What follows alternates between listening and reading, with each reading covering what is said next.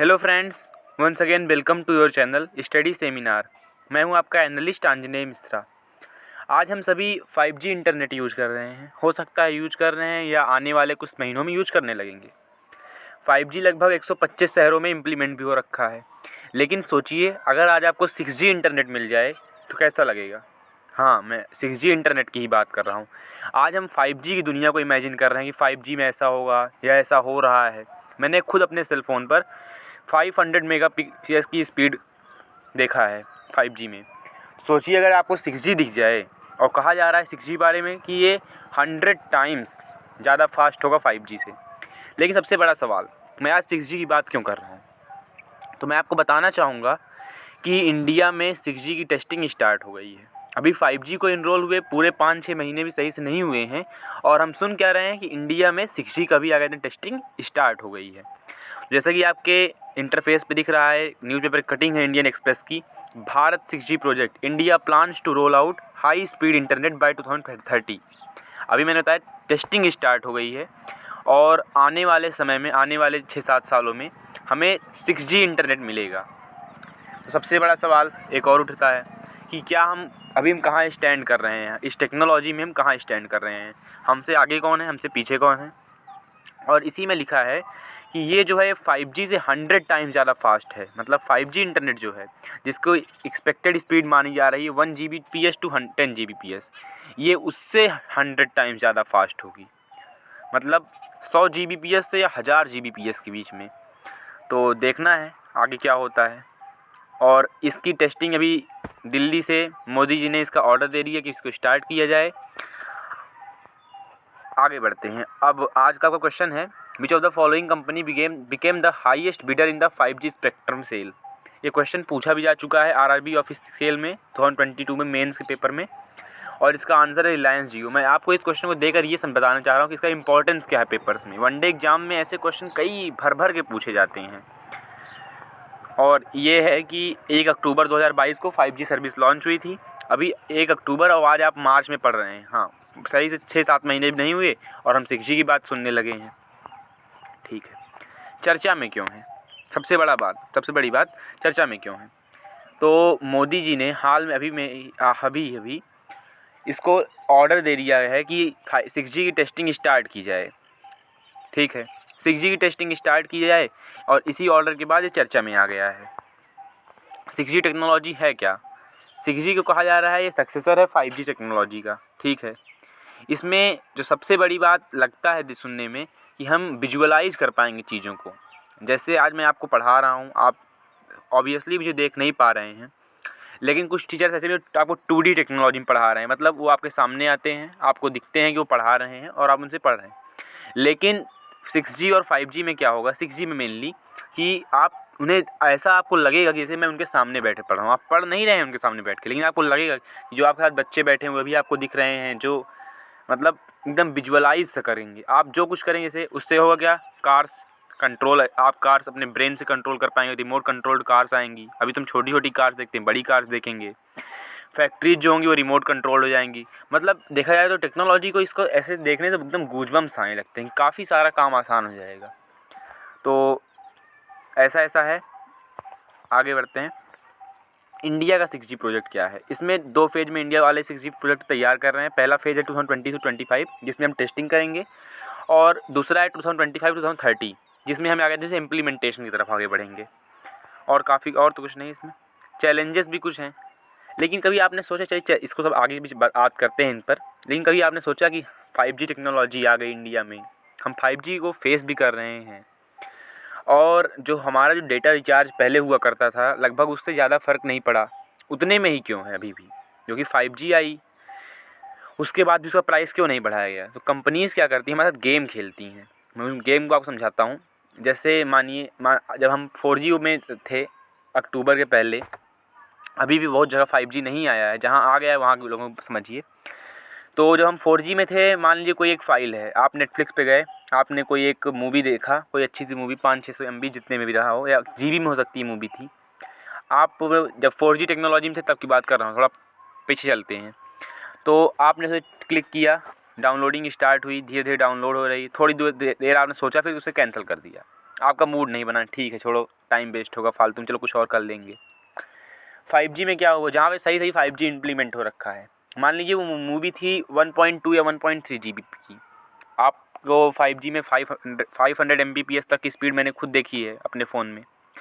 तो जैसे ही आप डाउनलोड नहीं लगाएंगे, आप 2 या 3 सेकंड में देखेंगे कि फिल्म डाउनलोड हो गई। अब आपका डेटा आज के पूरा चुक गया। मान लीजिए अपने को 1.5 GB या 2 GB डेटा मिल रहा था अभी तक, तो आप क्या देखेंगे कि आप सोच पाते एक बार जैसे आपने क्लिक किया तुरंत आपका मूवी डाउनलोड हो गई और आपका डेटा ख़त्म हो गया। आपको सही से उसे दोबारा से मतलब प्रोसेस करने का टाइम नहीं मिला कि मुझे डाउनलोड करना चाहिए नहीं करना चाहिए, क्योंकि हम इतना हम इंसानियों मतलब मनुष्यों की एक वो होती प्रवृत्ति होती है कि वो पहले कोई काम कर जाते हैं ज़्यादातर लोग, और फिर उसके बारे में बहुत डीप में सोचते हैं।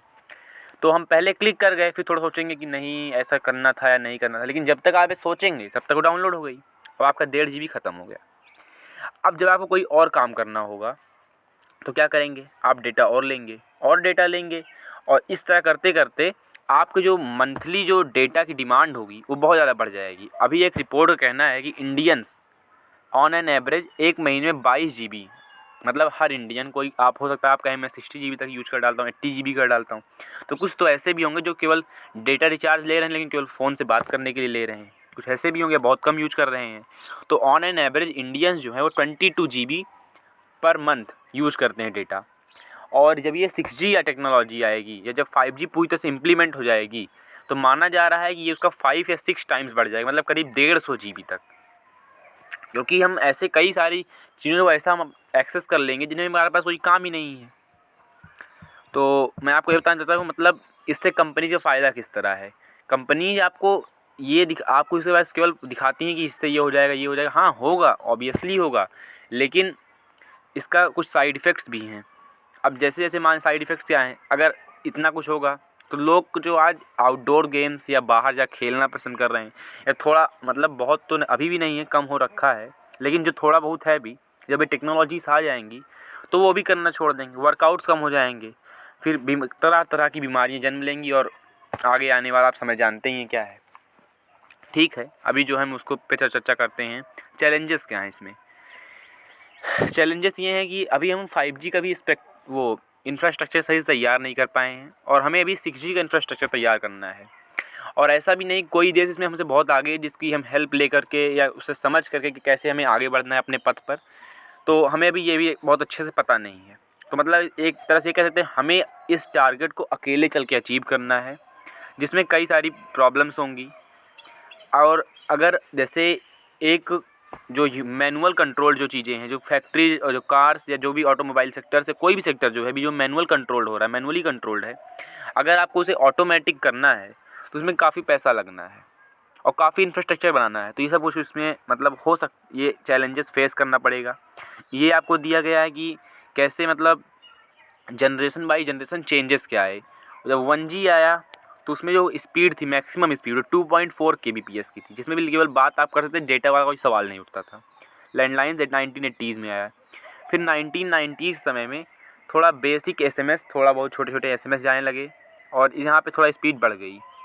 और फिर 2000s में यहाँ से फिर क्या कहते हैं डेटा की शुरुआत हुई, जो सही जो डेटा शुरू हुआ वो आया 2000 मतलब डिकेड 2000 में। यहाँ पे हमने 3G देखा और 3G में आ गए थे टेक्सटिंग, इस SMS, इंटरनेट एक्सेस। इसके बाद से हमने स्मार्टफोन्स, अभी तक हमारे नॉर्मल फ़ोन चल रहे थे बट की बटन, और अब यहीं 3G के बाद से हमें आ गए थे स्मार्टफोन देखने को मिले।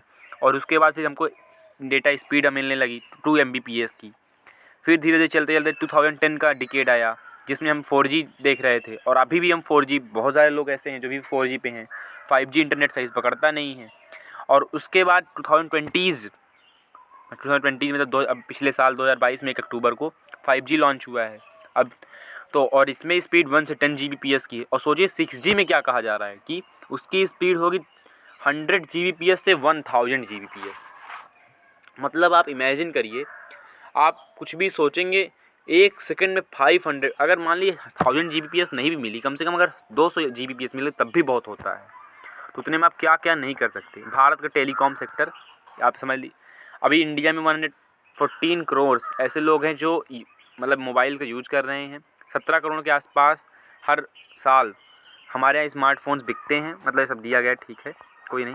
हाँ, ये वर्ल्ड वाइड एफर्ट्स क्या हैं, मतलब और जो कंट्रीज़ हैं वो इसमें कहाँ पर हैं।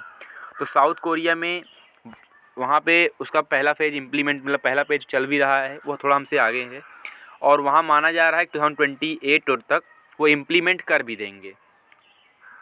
यूरोप में भी अभी भी चल रहा है। चाइना भी प्रयास कर रहा है कि वो 2023 तक डेवलप कर ले, मतलब डेवलप करने मतलब फर्स्ट फेज डेवलप कर ले, जहाँ पे उसके जो बेसिक इंफ्रास्ट्रक्चर होते हैं, जो ट्रायल प्रोजेक्ट होता है वो चलने लगे। और जापान भी एक्सपेक्ट कर रहा है, जापान हमारे साथ है, वो भी 2030 तक ही एक्सपेक्ट कर रहा है। और अभी चाइना और यूरोप का स्टैंड क्लियर नहीं है। अभी इन्होंने अपने फर्स्ट फेज के बारे में जानकारी दी है, सेकंड फेज कुछ नहीं पता। Thank you, thanks for watching. अगर आपको इस वीडियो का PDF चाहिए और तो आप हमारे Telegram channel study with study seminar से जुड़ सकते हैं और आप हमारे चैनल को सब्सक्राइब कर दीजिएगा। Thank you.